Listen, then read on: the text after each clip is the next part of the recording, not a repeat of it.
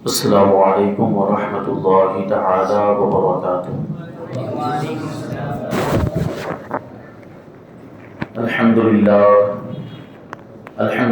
رب العالمین والعاقبۃ للمتقین والصلاة والسلام علی سید الانبیاء والمرسلین وعلی آلہ واصحابہ اجمعین، اما بعد فاعوذ باللہ من الشیطان الرجیم، بسم اللہ الرحمن الرحیم،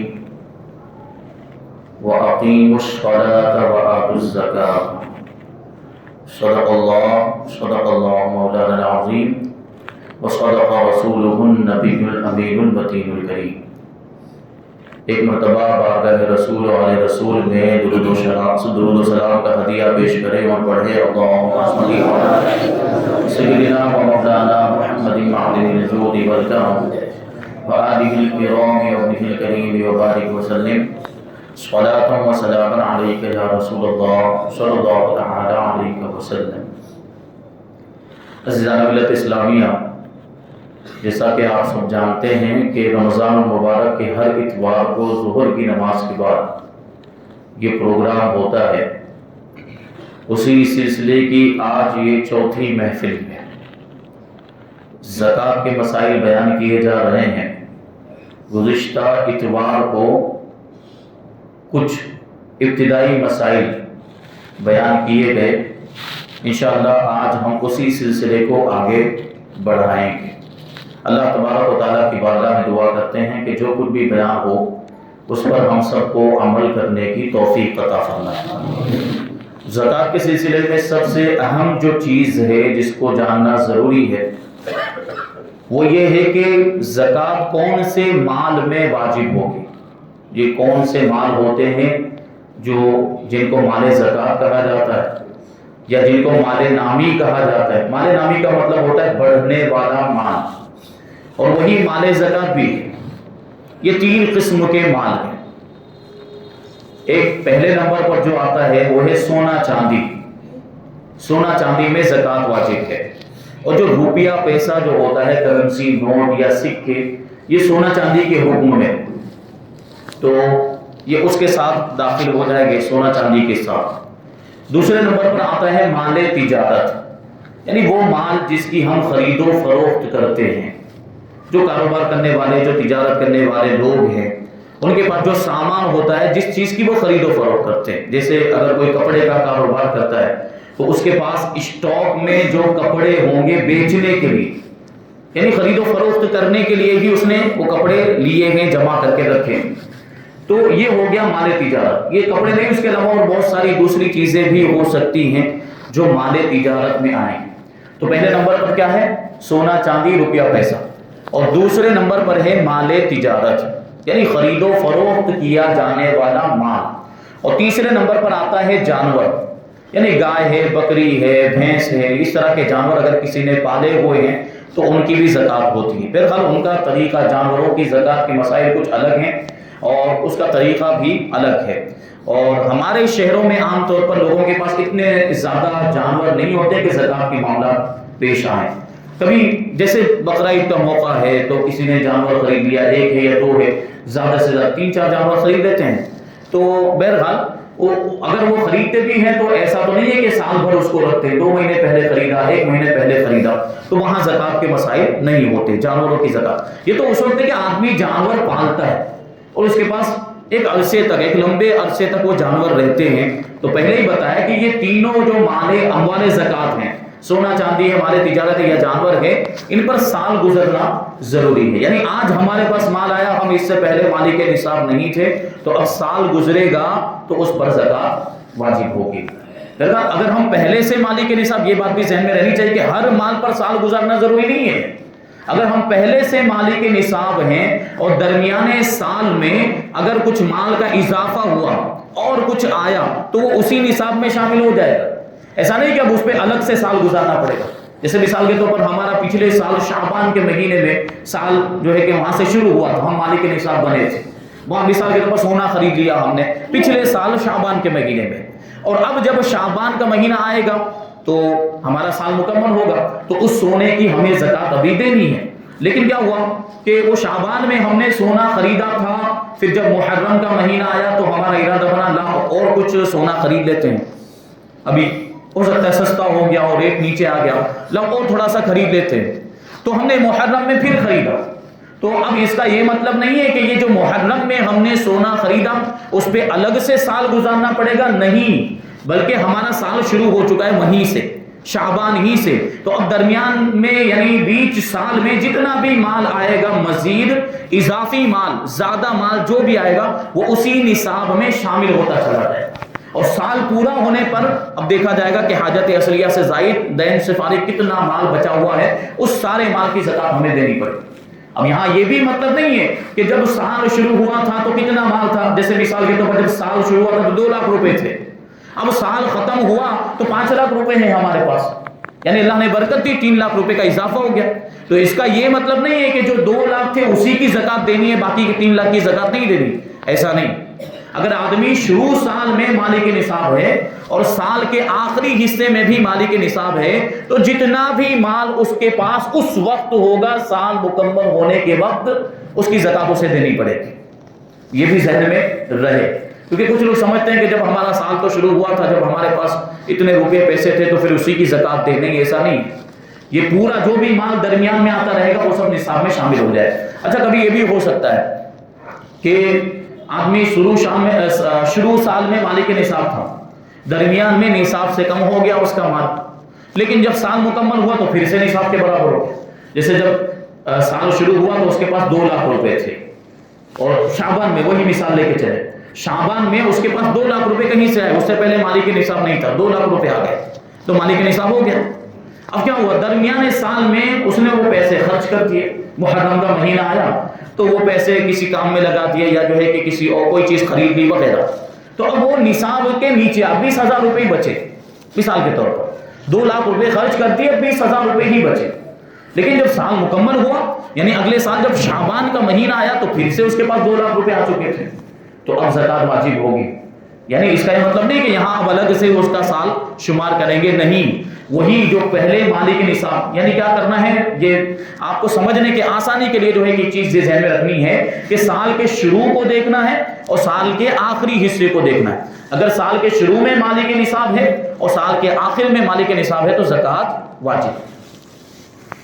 اب مال تجارت کی جو بات آ گئی تو مال تجارت کے تعلق سے یہ مسئلہ جو ہے کہ اکثر پوچھا جاتا ہے، کیونکہ ظاہر سی بات ہے خریدنے کی قیمت کچھ اور ہوتی ہے، بیچنے کی قیمت کچھ اور ہوتی ہے، تو جو تجارت کرنے والے جو تاجر ہوتے ہیں وہ پوچھتے ہیں کہ ہم کون سی قیمت کے اعتبار سے زکات ادا کریں، یعنی ہم نے جتنے میں وہ مال خریدا ہے اس کے اعتبار سے ہمیں زکات ادا کرنی، یا ہم جتنے میں بیچتے ہیں اس کے اعتبار سے۔ جیسے مثال کے طور پر کپڑا، یہ کپڑا جو ہے ہو سکتا ہے ہول سیل میں جو بیچنے والا تاجر ہے اس نے 50 روپے میٹر کے اعتبار سے خریدا ہو اور وہ بیچ رہا ہو 100 روپے میٹر، تو اب سوال یہی ہے کہ ہمیں 50 روپے کے اعتبار سے اس کی زکات نکالنی ہے یا 100 روپے کے اعتبار سے اس کی زکات نکالنی ہے۔ تو اس کا جواب یہ ہے کہ ابھی بازار میں اگر وہ کپڑا ہم خریدنے جائیں، اسی قسم کا سیم کپڑا ابھی ہم خریدنے جائیں، یعنی ہول سیل میں خریدنے جائیں تاجر کی حیثیت سے، کیونکہ تاجروں کا بھاؤ الگ ہوتا ہے، ہول سیل میں اگر ہم ابھی سال مکمل ہونے کے وقت ابھی اگر ہم خریدنے جائیں تو کتنے کا وہ پڑے گا ہمیں، ٹھیک ہے، ہم بیچتے ہیں اس کی بات نہیں چل رہی، ہم کتنے بیچتے ہیں یہاں اس کی بات نہیں، اگر تاجر خود خریدنے جائے گا اس وقت سال مکمل ہونے کے بعد تو اسے کتنے میں پڑے گا، اس کے اعتبار سے اس کو زکات نکالنی۔ اس کو یوں سمجھے کہ جب اس کا سال شروع ہوا تھا پچھلے سال کوئی شعبان کے مہینے میں، تب یہ کپڑا 50 روپے میٹر تھا، یعنی اس کو 50 روپے میٹر میں وہ کپڑا پڑا، اس نے لے کے رکھا ہوا تھا، اب سال مکمل ہو گیا تو ضروری تھوڑی ہے کہ ابھی بھی وہ 50 روپے میٹر ہی ہول سیل میں مل رہا ہو، ہول سیل کا بھاؤ بھی تو ادھر ادھر ہوتا ہے، تو اب دیکھا جائے گا کہ اس وقت اگر وہ خود لینے جاتا ہے تو اس کو کتنے میں پڑے گا، تو اس نے 50 روپے میں خریدا لیکن یہ سال مکمل ہونے کے بعد وہ 60 روپے کا ہو چکا ہے، یعنی ہول سیل میں ابھی وہ لینے جائے گا تو اس کو 60 روپے میں پڑے گا، تو اب وہ 50 روپے کے اعتبار سے نہیں بلکہ 60 روپے کے اعتبار سے زکات نکالے گا، یہ اس کی مالیت ہوئی مال تجارت کی۔ یہ اس طرح جو ہے مال تجارت کی زکات ادا کرنی ہے۔ اب زکات ادا کرنی ہے تو یہ کتنا حصہ نکالا جائے گا، زکات یہ 40واں حصہ جو کہا جاتا ہے، ہم سمجھتے ہیں اس کو عام طور پر 2.5%، یعنی 100 میں سے 2.5 روپے، یہ تو خالی 100 روپے کی مثال، ورنہ جتنا بھی مال ہوگا سب کا 2.5% ہمیں نکالنا ہے. اور میں نے اس سے پہلے بھی بتایا تھا کہ پورا حساب لگانا ہے. اندازے سے ہم زکات نہ دیں، یہ 500 روپے نکال دیے، 1000 روپے دیے، اور سمجھتے ہیں کہ یہ جب تک حساب لگا کے پورا ادا نہیں کریں گے جتنی زکات بنتی ہے، اور اگر ظاہر سی بات اندازے سے آپ نے زکات ادا کی ہے تو جتنے چلیے ادا کر دیے زکات کی نیت سے، اتنے حصے کی زکات تو ادا ہو گئی. لیکن اگر اس سے زیادہ زکات بن رہی ہوگی اور آپ نے وہ زکات نہیں دی تو وہ تو باقی رہ جائے گی نا. تو وہ زکات ادا نہ کرنے کی وجہ سے آپ بھی گنہگار ہو. تو اپنے پورے مال کا حساب لگائے. قرض وغیرہ اگر کچھ ہے تو اس کو پہلے مائنس کر دے اور پھر دیکھے کہ اب کتنا مال بچتا ہے، اس پورے مال کا حساب لگائے. سونا چاندی وغیرہ سب کی جو سال مکمل ہونے کے وقت جو قیمت ہوگی وہ دیکھی جائے گی.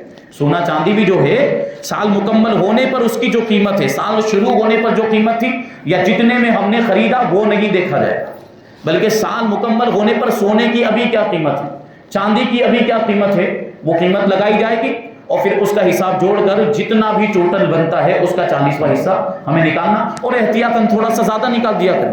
جیسے ہماری زکات مثال کے طور پر 4000 روپے بن رہی ہے تو ہم 4500 روپے دے دیں یا ہم 5000 روپے دے دیں احتیاطاً، کیونکہ جتنی زکات ہوگی اس طرح وہ زکات تو ادا ہو جائے گی اور جو زائد ہوگا وہ نفلی صدقہ ہو جائے گا، اس کا بھی ہمیں ثواب ملے گا.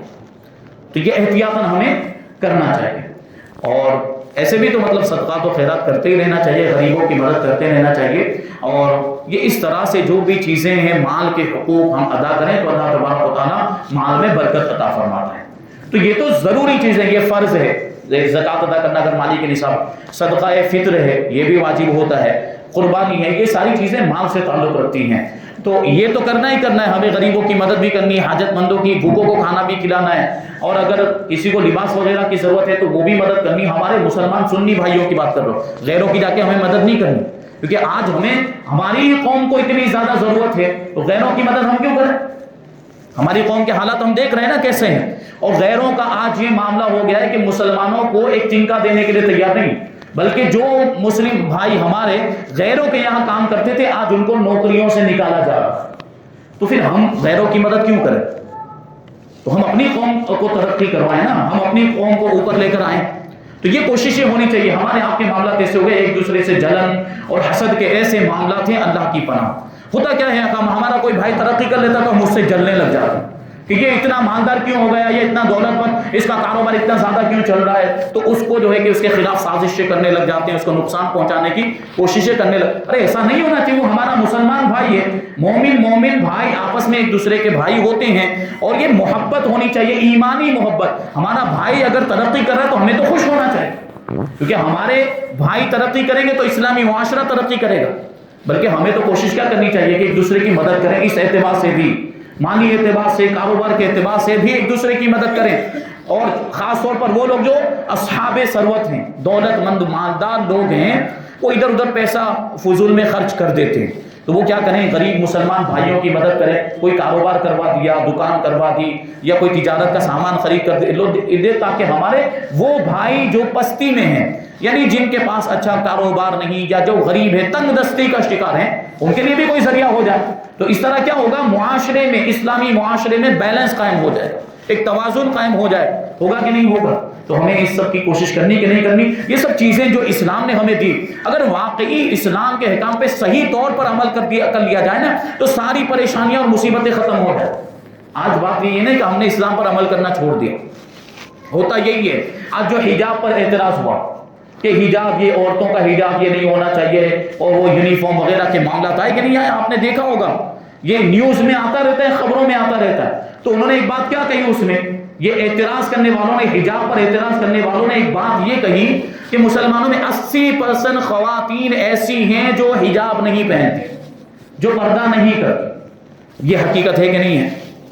ہم دیکھتے ہیں کہ ہمارے معاشرے کے اندر ہماری مائیں اور بہنیں 80% ایسی ہیں جو پردہ نہیں کرتی، جو حجاب نہیں پہنتی. تو انہوں نے کیا کہا کہ اگر یہ ضروری ہوتا تو ساری مسلمان خواتین پردہ کرتی، ساری مسلمان خواتین یہ حجاب پہنتی. اس کا مطلب ہے کہ اسلام میں حجاب پہننا کوئی ضروری ہی نہیں ہے، لا پابندی لگا دو.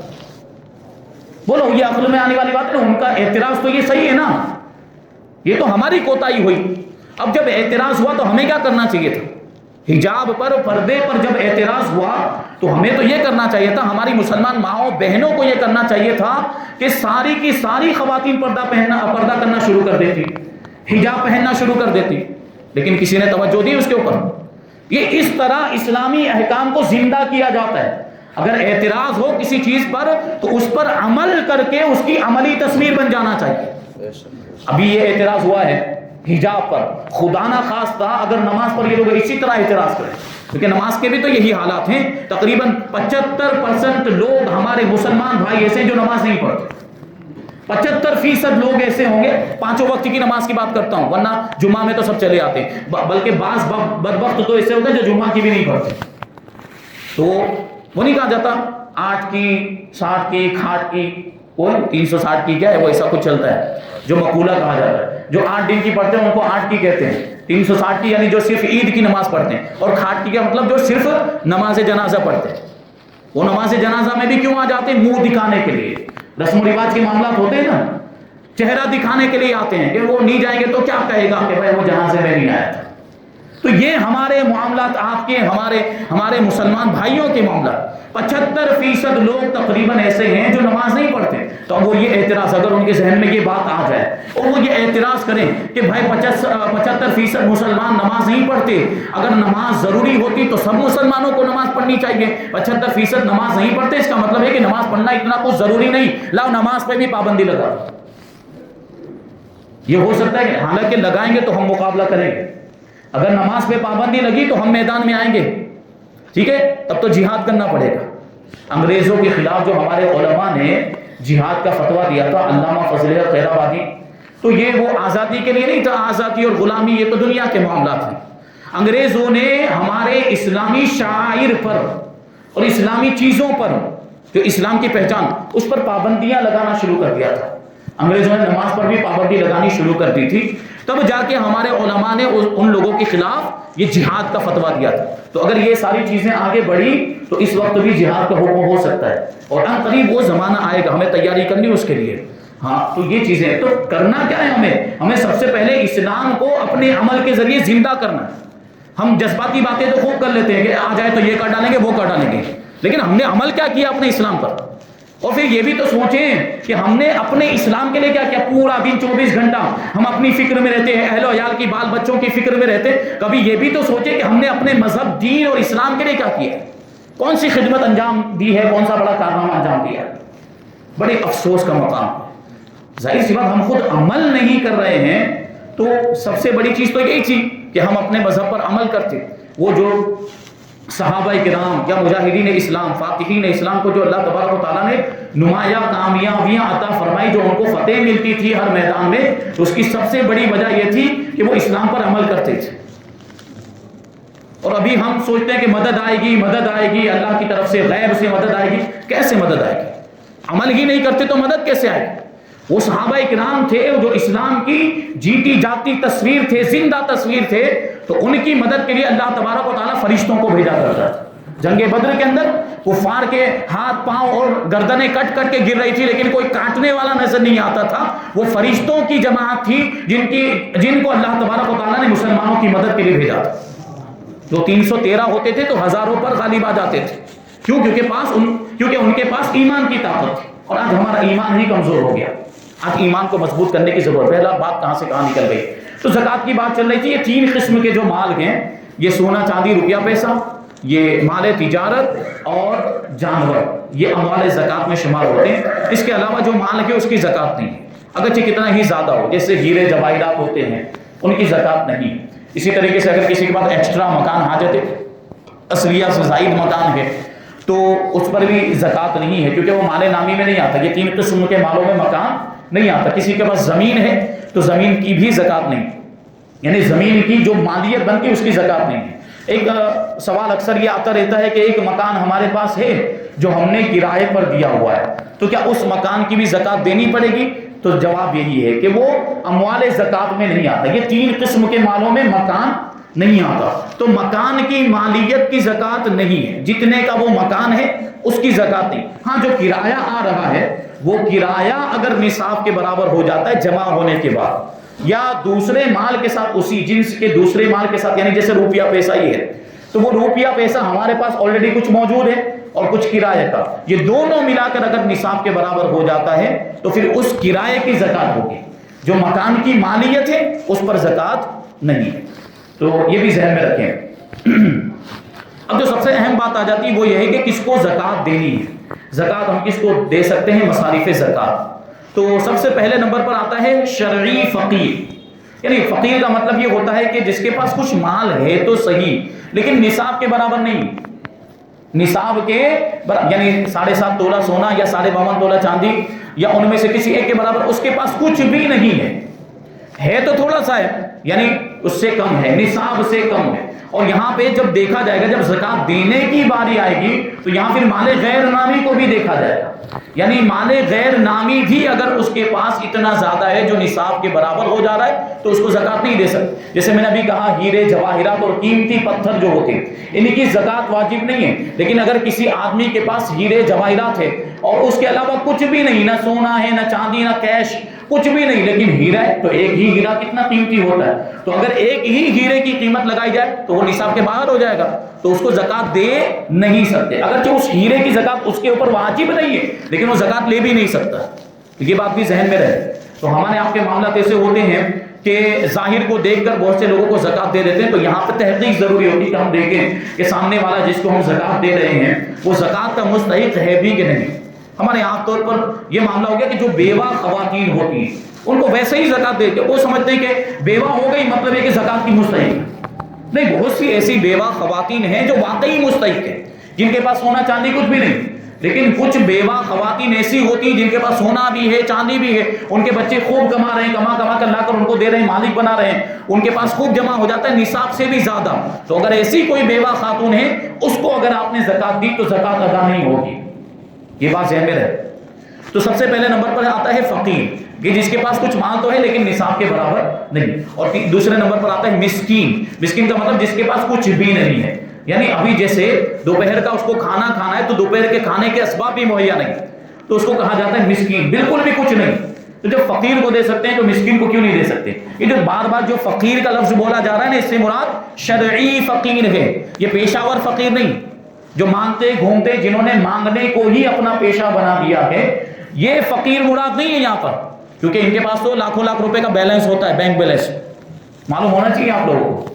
یہ جو فقیر، کیونکہ ظاہر سی بات کھانے کا تو انتظام ویسے ہی ہو جاتا ہے، کھانا بھی مانگ کر کھا لیتے ہیں، اور جو بھی پیسے مل رہے ہیں وہ سب جمع ہوتے جا رہے ہیں، جمع ہوتے ہوتے لاکھوں تک پہنچ جاتا ہے۔ ایک فقیر یہاں خواجہ دانا میں یہ وہ دوا خانہ جو ہے نا، وہ دوا خانے کے پاس ایک فقیر رہا کرتا تھا، اس کا کوئی وارث نہیں، بالکل لا وارث۔ اب وہ عمر ہو گئی تو بڑھاپا آخر وقت آیا، مر گیا، انتقال ہو گیا، تو اب کیا ہوا، لوگ تلاش کرنے لگے کوئی اس کا وارث ہو تو اس کا جو کوئی ساز و سامان ہے دے دیا جائے۔ اب جب اس کا وہ ٹھیلا کھولا گیا تو اس میں سے وہ بینک کی پاس بک نکلی، بینک کی پاس بک ہوتی، اب وہ نکلی تو اب وہ پاس بک میں چیک کروایا گیا، بینک اکاؤنٹ میں چیک کروایا گیا تو اس میں 4 لاکھ روپے تھے۔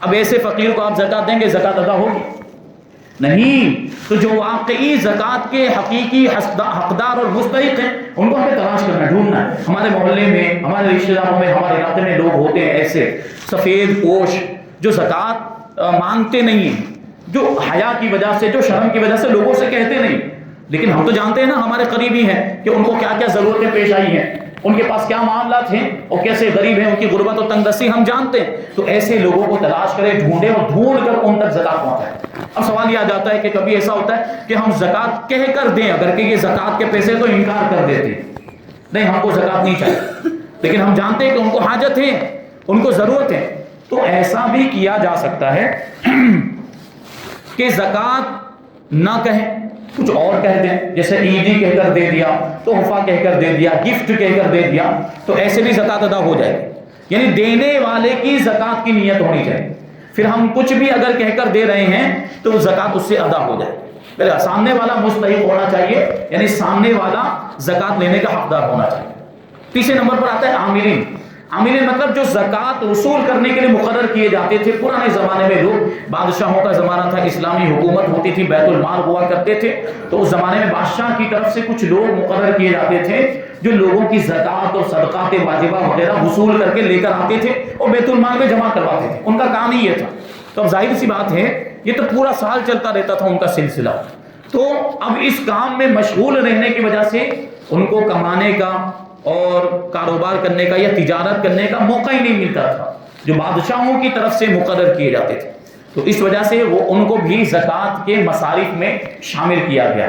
یعنی ایسے جو لوگ، اب تو ایسا ہے نہیں، یعنی اب تو اسلامی حکومت ہی نہیں ہے، نہ ہی بادشاہ اسلام ہے، تو اس طرح کے لوگوں کا معاملہ بیت المال بھی تو نہیں ہے، تو یہ مصرف تو ابھی تقریباً ختم ہے اس زمانے میں. ٹھیک ہے. اب آ جاتا ہے غارمین. غارمین یعنی مقروض. آدمی اتنا زیادہ قرض دار ہو گیا ہے کہ اس کے قرض کو اگر مائنس کریں تو اس کے پاس کچھ بھی نہیں بچتا. جیسے اگرچہ اس کے پاس 2 لاکھ روپے رکھے ہوئے ہیں لیکن اس کے پاس قرضہ ہے 3 لاکھ روپے کا، تو اگر 3 لاکھ روپے مائنس کریں گے تو کچھ بچے گا، بلکہ اور چڑھ جائے گا. تو ایسے شخص کو بھی زکوٰۃ دی جا سکتی ہے. ایسا مقروض ہے کہ اس کے قرض کو مائنس کرنے کے بعد نصاب نہ بچتا ہو، تو ایسے مقروض کو، ایسے قرض دار کو زکوٰۃ دی جا سکتی ہے. لیکن اگر ایسا مقروض ہے کہ مائنس کرنے کے بعد بھی نصاب بچتا ہے، جیسے 10 لاکھ روپے اس کے پاس ابھی موجود ہے اور اس پر قرضہ ہے 2 لاکھ روپے کا، 2 لاکھ روپے مائنس کریں گے تو کتنے بچیں گے؟ 8 لاکھ روپے بچیں گے نا، تو وہ تو نصاب سے کہیں زیادہ ہے، اس کو زکوٰۃ نہیں دے سکتے. تو مطلقاً مقروض نہیں مراد ہے، بلکہ ایسا مقروض مراد ہے، ایسا قرض دار مراد ہے کہ جس کے قرضے کو اگر مائنس کیا جائے تو پھر نصاب نہ بچے، اس کو زکوٰۃ دی جا سکتی ہے. پھر آتا ہے ابن السبیل یعنی مسافر جو سفر کرنے کے لیے نکلا. شرعی سفر، یہاں پہ مراد کیا ہے؟ شرعی سفر. 92 کلومیٹر یا اس سے زیادہ کا سفر کرنے کے لیے کوئی نکلا سفر میں، جیسے مثال کے طور پر یہاں سے کوئی اجمیر گیا، اجمیر شریف. تو اب ہوا یوں کہ وہاں جانے کے بعد اس کا مال چوری ہو گیا، سامان چوری ہو گیا، اس کا پرس چوری ہو گیا، اب کچھ بھی نہیں بچا. تو ظاہر سی بات ہے کہ وہ مسافر، اب اس کے پاس کھانے پینے کا بھی سامان نہیں ہے اور اس کے پاس اتنے روپے پیسے بھی نہیں ہے کہ واپس بھی کیسے آ سکے. اگرچہ گھر پہ اس کے پاس پیسے رکھے ہوئے ہیں، یہاں سورت میں اس کا جو گھر گئے اس کے پاس خوب زیادہ پیسے رکھے ہوئے ہیں، لیکن وہاں اجمیر پہنچنے کے بعد تو مال ختم ہو گیا نا، چوری ہو گیا ہے. تو ایسا مسافر بھی زکوٰۃ کا مستحق ہوتا ہے کہ سفر کی حالت میں جس کے پاس کچھ بھی نہ رہا، ختم ہو گیا، چوری ہو گیا یا کچھ معاملہ پیش آ گئے، یا جو ہے کہ لے کر تو نکلا تھا لیکن سفر لمبا ہو گیا تو سب خرچ ہو گیا ضرورت میں، اب کچھ نہیں بچا، اب حاجت مند ہو گیا، تو ایسے مسافر کو بھی زکوٰۃ دی جا سکتی ہے. پھر آتا ہے فی سبیل اللہ، اللہ کی راہ میں. اللہ کی راہ میں بھی جیسے اگر کوئی طالب علم ہے جو علم حاصل کرنے کے لیے نکلا، وہ زکوٰۃ کا مستحق ہے. جیسے مدرسے دارالعلوم میں جو بچے پڑھتے ہیں اگر وہ حقدار ہیں تو ان کو بھی زکوٰۃ دی جا سکتی ہے. یہ اللہ کی راہ میں دینا ہوگا. جو مدرسوں میں ہم دیتے ہیں، جو دارالعلوم میں ہم دیتے ہیں، یہ بھی فی سبیل اللہ میں آتا ہے. پرانے زمانے میں جب جہاد ہوتا تھا تو جہاد میں اگر کوئی غریب آدمی ہے جو جہاد کرنے کے لیے جانا چاہتا ہے اور اس کے پاس ساز و سامان نہیں ہے جہاد کا، گھوڑا نہیں ہے، ہتھیار نہیں ہے، تو ہم اس کو بھی زکوٰۃ دے سکتے ہیں تاکہ وہ گھوڑے وغیرہ کا انتظام کر سکیں. یہ فی سبیل اللہ میں آئے گا. ایک جو آتا ہے مؤلفت قلوب، جو ابتدائی اسلام میں تھا، یعنی تالیف قلب کے لیے، یعنی کافروں کے دلوں کو اسلام کی طرف مائل کرنے کے لیے کافر کو زکوٰۃ دینا. یہ ابتدائی اسلام میں ہوتا تھا کہ کافروں کو بھی زکوٰۃ دی جاتی تھی، کافروں کی بھی مالی مدد کی جاتی تھی تاکہ وہ اسلام کی طرف راغب ہوں اور ہو سکتا ہے مسلمان ہو جائے. یہ اس زمانے میں تھا ابتدائی اسلام. لیکن جب اسلام کو غلبہ ہو گیا، جب اللہ تبارک و تعالیٰ نے اسلام کے دائرے کو وسیع فرما دیا، جب اسلام دور دور تک پھیل گیا، تو یہ جو مصرف تھا یہ منسوخ ہو گیا. یعنی اب کافروں کو زکوٰۃ نہیں دے سکتے. اب اگر کافر کو زکوٰۃ دیں گے تو زکوٰۃ ادا نہیں ہوگی، کافر کو زکوٰۃ نہیں دی جا سکتی. سنی صحیح العقیدہ مسلمان ہی کو زکوٰۃ دیں گے. تو یہ ہو گیا. اب سوال یہ پیدا ہوتا ہے کہ پھر دینی کس کو ہے زکوٰۃ؟ پھر زکوٰۃ، اچھا سب سے پہلے ایک چیز یہ دیکھ لیں کہ یہ تو مصارف بتا دیے کہ یہ جو مصارف ہے، فقیر ہے، مسکین ہے، عاملین ہے، ان کو زکوٰۃ دینی. اب کون سے وہ لوگ ہیں جن کو زکوٰۃ نہیں دے سکتے؟ کون سے وہ لوگ ہیں جن کو ہم زکوٰۃ نہیں دے؟ سب سے پہلے تو آ جاتے ہیں سادات کرام اور بنو ہاشم. سادات کرام اور بنو ہاشم. سادات کرام تو جانتے ہیں ہم، حضرت فاطمہ رضی اللہ تعالی عنہا کی اولاد میں سے جو ہیں، حضرت علی رضی اللہ تعالیٰ عنہ کی اولاد میں وہ سادات کرام ہیں. اس کے علاوہ بھی بنو ہاشم 5 خاندان ہیں جو بنو ہاشم میں شمار ہوتے ہیں. 5 خاندان، ان کو زکوٰۃ نہیں دے سکتے. ایک آل علی یعنی حضرت علی کی اولاد میں، دوسرے نمبر پر آل عباس یعنی حضرت عباس کی اولاد میں جو حضور پاک صلی اللہ علیہ وسلم کے چچا، حضرت عباس کی اولاد میں سے جو ہوگا ان کو بھی نہیں دے سکتے. آل عقیل حضرت عقیل کی اولاد میں سے جو ہوں گے ان کو بھی نہیں. آل جعفر حضرت جعفر کی اولاد میں سے جو ہیں ان کو بھی زکوٰۃ نہیں دے سکتے. اور 5ویں نمبر پر آتا ہے آل حارث ابن عبد المطلب. یہ 5 خاندان ایسے جو بنو ہاشم میں، جن کو ہم کہتے ہیں نا ہاشمی کو زکوٰۃ نہیں دے سکتے، تو ہاشمی سے مراد یہ 5 خاندان، آل علی، آل عباس، آل عقیل، آل حارث اور آل جعفر، یہ 5 خاندان ہیں۔ ان افراد میں سے اگر کوئی موجود ہے تو ان کو ہم زکوٰۃ نہیں دے سکتے۔ ہاں ان کے علاوہ بہت سے کچھ دوسرے لوگ ہیں جو ہاشمی گھرانے سے تعلق رکھتے ہیں، لیکن ان کو وہ اس میں شمار نہیں ہوں گے۔ جیسے ابو لہب بھی تو حضور کا چچا تھا، ابو لہب کی تو حضور سے رشتہ داری تھی، لیکن چونکہ حضور کی نافرمانی کی، اس نے حضور کی مخالفت کی، حضور کی اعانت اور مدد نہیں کی، اس لیے وہ اس میں شمار نہیں ہے، وہ بنو ہاشم میں اس کو شمار نہیں کیا، اس کی اولاد کو شمار نہیں کیا ہے۔ بہرحال ہمارے یہاں تو ہندوستان کے معاملات یہ ہیں کہ کسی کا نسب ہی محفوظ نہیں ہے، شجرہ نسب جو ہوتا ہے نا کہ یہ ان کے والد، یہ ان کے والد، محفوظ ہی نہیں، تو یہاں کیسے پتا کون آل عباس میں سے ہے، کون آل جعفر میں سے، کون آل عقیل، یہاں تو معاملات ہی نہیں ہوگی۔ ہاں سادات کرام ہیں، بہت سے سادات کرام تو ایسے ہم نے دیکھے ہیں کہ جن کے پاس ان کا شجرہ نسب بھی محفوظ، ہم نے وہ بھی دیکھا، ان کے پاس ان کا شجرہ پورا رسول پاک صلی اللہ علیہ وسلم تک پہنچتا ہے کہ یہ ہمارے والد، ان کے والد، یہ ان کے والد، یہ ان کے والد، اس طرح پورا سلسلہ حضور صلی اللہ علیہ وسلم تک پہنچتا ہے۔ یہ ایسے سادات کرام بھی، صحیح النسب سادات کرام بھی موجود ہیں۔ تو یہ سادات کرام ہوئے تو ان کو ہم زکوٰۃ نہیں دے سکتے۔ ہاں اگر کوئی سید صاحب ایسے ہیں جو حاجت مند ہیں تو ان کو زکوٰۃ تو نہیں دے سکتے، تو للہ رقم کے ذریعے سے ان کی مدد کرنی چاہیے۔ سادات کرام کی خدمت کرنا بڑا ثواب کا کام، کیونکہ اگر ظاہر سی بات ہے وہ سادات کرام کا تعلق رسول پاک صلی اللہ علیہ وسلم کی ذات سے ہے، اگر ہم نے ان کی مدد کی، وہ خوش ہو گئے تو ہو سکتا ہے نبی پاک صلی اللہ علیہ وسلم بھی ہم سے راضی ہو جائے، اور جب حضور راضی ہو جائیں گے تو خدا راضی، اور جب خدا راضی تو پھر جنت ہمارا مقدر ہے۔ تو یہ سادات کرام کی خدمت کرنی چاہیے، ان کا مرتبہ بہت بلند و بالا ہے، سادات کرام کا مقام، کیونکہ ان کی رگوں میں رسول پاک صلی اللہ علیہ وسلم کا خون روا دوا ہے۔ ان کی جو تعظیم ہم کرتے ہیں سادات کرام کی، یہ ان کے نسب اور ان کے خاندان کی وجہ سے۔ اسی وجہ سے ہمارے امام نے کہا تھا کہ اگر سید فاسق بھی ہو جائے، یعنی سید اگر گنہگار بھی ہے تب بھی اس کی تعظیم کی جائے گی، کیونکہ سید کی جو تعظیم ہے یہ اس کے عمل کی وجہ سے نہیں ہے، یہ اس کے نسب کی وجہ سے، اس کے خاندان کی وجہ سے، تو سید کی تعظیم اس وجہ سے کی۔ لیکن دیکھیے یہ افسوس کے ساتھ کہنا پڑتا ہے، میں سادات کرام کی شان میں گستاخی نہیں کر رہا، سادات کرام کی جوتیاں ہمارے سروں کا تاج ہے، لیکن بہت سے مارکیٹ میں نقلی سید بھی آ گئے، یہ افسوس کا مقام۔ سید بنے ہوئے فرضی سید، وہ دیکھتے ہیں کہ سادات کرام کا بڑا احترام ہوتا ہے اور بڑی اس طرح کی مدد وغیرہ ہو جاتی ہے، ان کی آؤ بھگت کی جاتی تو سید بن جاتے ہیں۔ ارے ہم نے تو دیکھا جمن سید بھی، ایسے جمن سید بھی نکلے۔ کیا جمن سید کا کیا مطلب ہوتا ہے؟ تو جمعہ کے دن پیدا ہوئے تو سید، یہ کیا بات ہوئی بھائی؟ یہ کون سی سید کی نئی قسم نکل گئی بھائی؟ جمعہ کے دن پیدا ہوئے تو سید، اللہ کی پناہ، یہ نسب بدلنا حرام ہے۔ نسب بدلنا کیا ہے؟ حرام، اور نسب بدلنے والے پر اللہ اور اس کے رسول کی لعنت ہے۔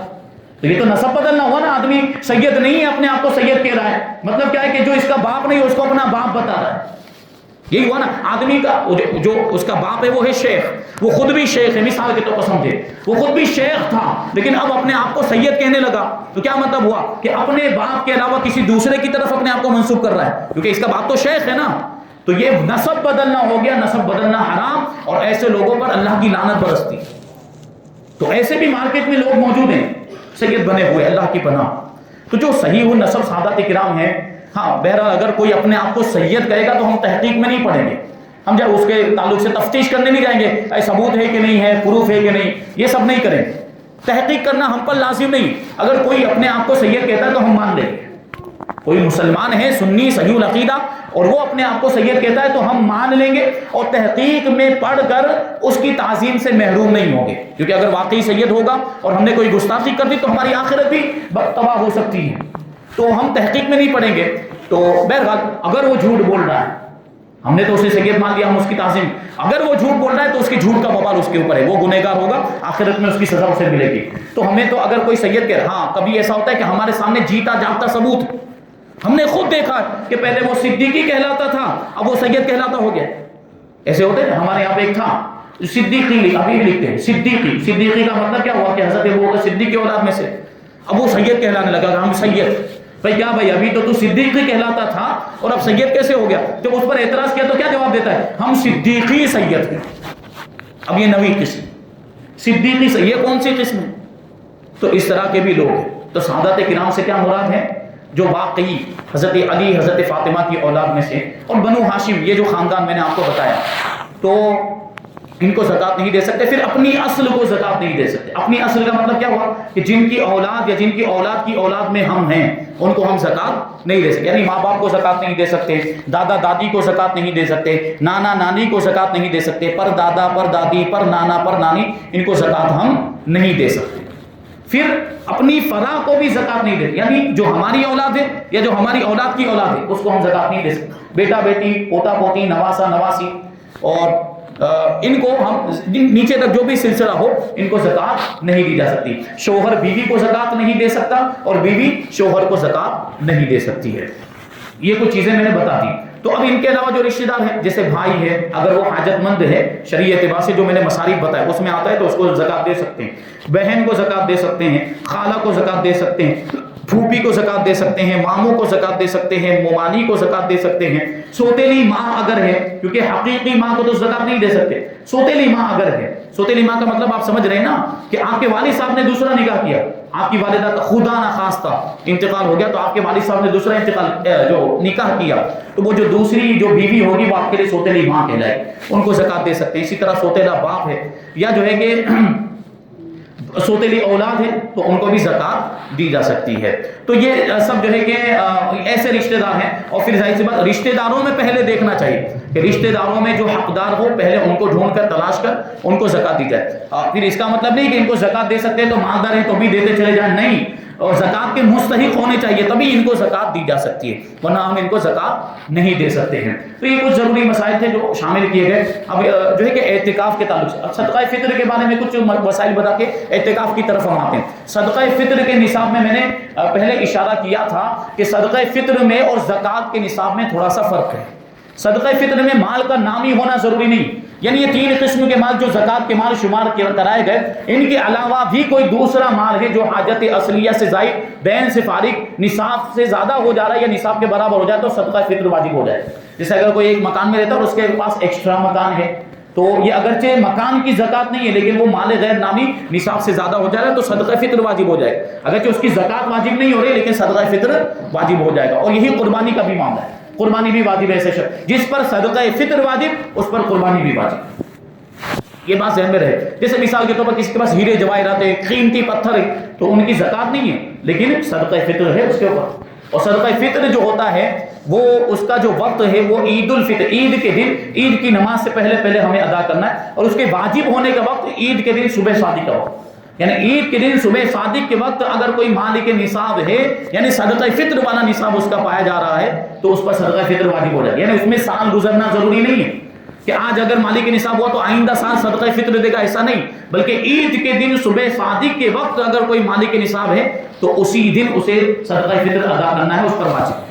اس میں سال گزرنا بھی شرط نہیں ہے صدقہ فطر کے اندر. اب صدقہ فطر یہ 4 چیزوں میں سے ادا کیا جاتا ہے کہ گیہوں, جو, منقع اور کھجور. منقع یعنی کشمش, وہ سوکھے انگور جو ہوتے ہیں. تو یہ 4 چیزیں ہیں جن سے صدقہ فطر ادا کیا جائے گا. ہمارے آپ کے معاملات ایسے ہو گئے, ہمارے یہ سمجھے کہ کیا لاپرواہی کہہ لیں, کوتاہی یا سستی کہہ لیں, صرف گیہوں کو دیکھا جا رہا ہے کہ گیہوں کی قیمت کیا بن رہی ہے اور اسی اعتبار سے زکات. تو باقی کے جو 3 چیزیں, اگر صرف گیہوں ہی سے صدقہ فطر دینا ہوتا تو باقی کی 3 چیزوں کو کیوں بیان کیا؟ گیہوں ہی سے صدقہ فطر دینا ہوتا تو باقی کی 3 چیزوں کو کیوں بیان کیا؟ اب گیہوں کا جو وزن ہے وہ ہے آدھا سا, یعنی تقریباً 2 کلو 47 گرام. 2 کلو 47 گرام گیہوں دے دیں یا پھر اس کی قیمت دے دیں یا پھر اس کا آٹا دے دیں, جیسا مناسب ہو آپ دے سکتے ہیں. تو یہ صدقہ فطر ہو. لیکن ہم جو بھی دے سکتے ہیں اور ہم منقع بھی دے سکتے ہیں, ہم کھجور بھی دے سکتے ہیں. اور کھجور کا یا جو کا یا منقع کا جو نصاب ہے وہ 1 سا ہے, یعنی 4 کلو 94 گرام. ڈبل گیہوں کا کیا ہو جائے گا؟ ڈبل. گیہوں کا جو ہے وہ 2 کلو 47 گرام, لیکن جو, کھجور اور منقع کا جو نصاب ہے وہ اس کا ڈبل ہے, وہ 4 کلو 94 گرام. تو آدمی کو اپنی حیثیت کے حساب سے, ابھی آدمی بہت زیادہ مالدار ہے, کروڑ پتی ہے, لکھ پتی ہے, پھر بھی وہ گیہوں والے نصاب کے اعتبار سے زکات دے رہا ہے. وہ تو کھجور والے نصاب سے صدقہ فطر دے رہا ہے, وہ تو کھجور والے نصاب کے اعتبار سے بھی صدقہ فطر دے سکتا ہے نا, وہ تو منقع کے حساب سے بھی دے سکتا ہے, وہ تو جو کے حساب سے بھی دے سکتا ہے. آدمی اپنی حیثیت کے اعتبار سے صدقہ فطر ادا کرے تو جتنی زیادہ قیمت والا وہ صدقہ ادا کرے گا اتنا ہی زیادہ اس کو ثواب ملے گا. تو یہ صرف گیہوں چلایا ہوا ہے. جبکہ یہ تنظیموں والے یہ جو باہر نکالتے ہیں پرچے جو کہ آج اس سال جو صدقہ فطر کی اتنی مقدار ہے، ان کو چاروں چار چیزوں کا لکھنا چاہیے، چاروں چار چیزوں کی قیمت لکھنی چاہیے، چاروں چار چیزوں کا وزن بھی لکھیں اور اس کے ساتھ ہر چیز کی قیمت بھی ساتھ میں لکھیں کہ اس سال یہ گیہوں کی صدقہ فطر کی اتنی قیمت بنتی ہے، جو کی اتنی بنتی ہے، منقع کی اتنی بنتی ہے اور کھجور کی اتنی بنتی ہے، جس کو جس میں سے ادا کرنا وہ ادا کرے۔ وہ بہت سے مسلمان ایسے ہوں گے جنہوں نے یہ دیکھ دیکھ کر سمجھ لیا ہوگا کہ نہیں گیہوں ہی دینا پڑتا ہے، یہ ہو سکتا ہے نا، جبکہ گیہوں نہیں بلکہ چار آپشن، تو یہ صدقہ فطر ہے۔ اب اعتکاف کی طرف آتے ہیں۔ اعتکاف یہ اللہ تبارک و تعالیٰ کے لیے عبادت کی نیت سے مسجد میں ٹھہرنے کو اعتکاف کہا جاتا ہے، اور اعتکاف تین طرح کا ہوتا ہے۔ ایک اعتکاف واجب، یعنی آدمی نے منت مان لی کہ اگر میرا یہ کام ہو جائے گا تو میں اتنے اتنے دن کا اعتکاف کروں گا، یہ ہو گیا اعتکاف واجب۔ اور ایک اعتکاف سنت موقدہ کفایہ، جو رمضان کے آخری عشرے میں جو ہم اعتکاف کرتے ہیں، آخری 10 دن میں جو اعتکاف کرتے ہیں، یہ سنت موقدہ کفایہ۔ اور سنت موقدہ کفایہ کا کیا مطلب ہوتا ہے کہ اگر پوری بستی میں سے کسی نے نہیں کیا اعتکاف تو سب کا مواخذہ ہوگا، سب کی پکڑ ہوگی، لیکن اگر ایک نے بھی کر لیا تو باقی لوگ بری ذمہ ہو جائیں گے۔ یہ سنت موقدہ کفایہ کا مطلب۔ اعتکاف واجب اور اعتکاف سنت موقدہ میں روزہ شرط ہے، بغیر روزہ کے یہ اعتکاف نہیں ہو سکتا۔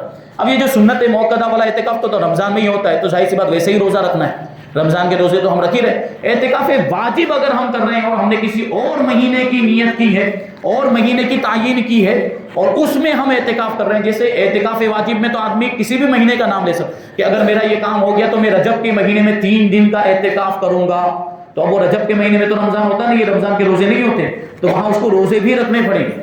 جب وہ 3 دن کا اعتکاف کرے گا تو روزے کے ساتھ کرے گا۔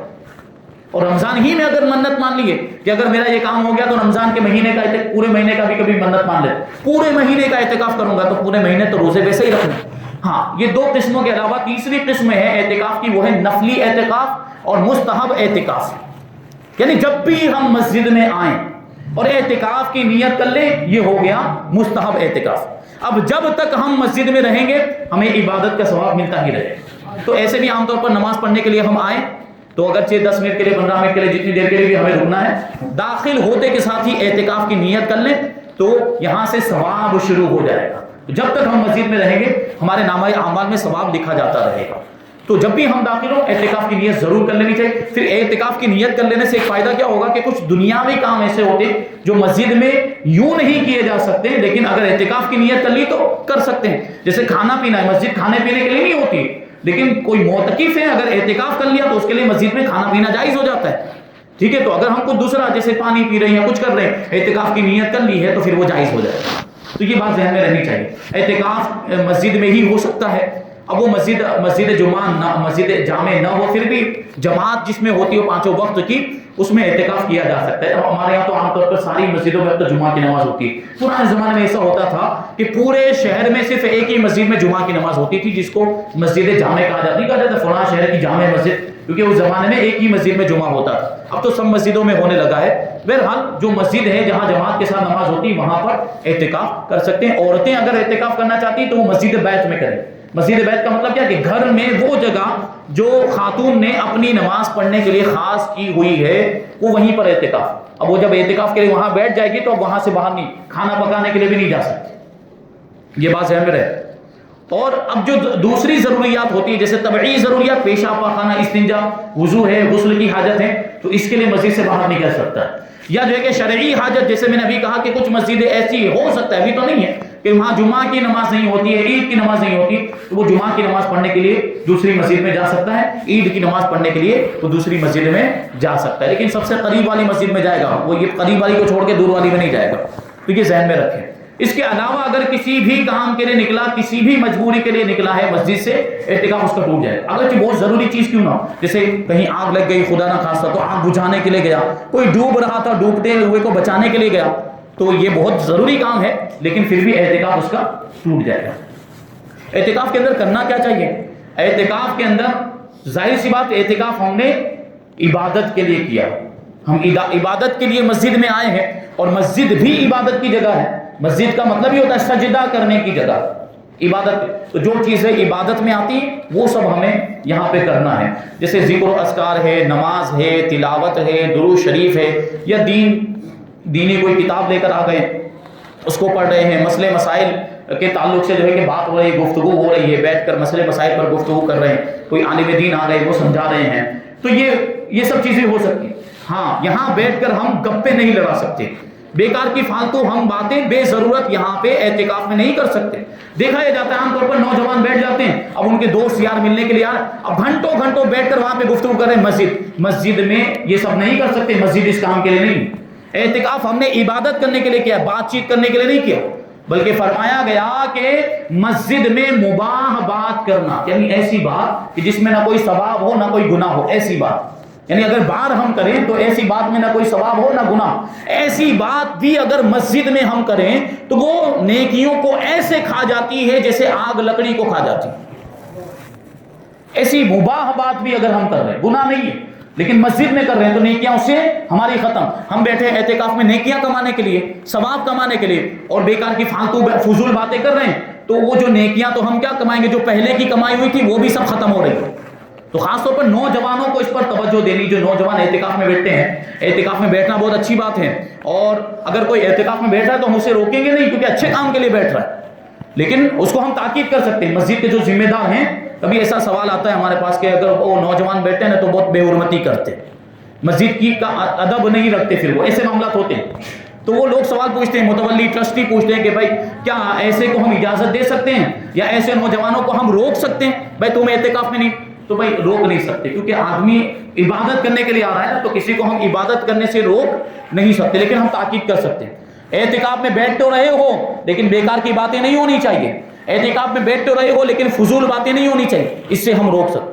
ہاں وہ بیٹھ گیا، پھر جب ہم دیکھیں کہ وہ اس طرح کی باتیں کر رہا ہے، بیٹھ کر کونے میں وہ 2-4 لوگ مل گئے، اب تو ان کو روکا جا سکتے ہیں، ان کو آپ ٹوک بھی سکتے ہیں، وہ یہ کیا ہو رہا ہے، بند کرو یہ سب، یہ ہو سکتا ہے کیونکہ یہ امر بالمعروف ہے، بھلائی کا حکم دینا، برائی سے روکنا، یہ تو ہر مسلمان کی ذمہ داری ہے، تو یہ ہم کر سکتے ہیں۔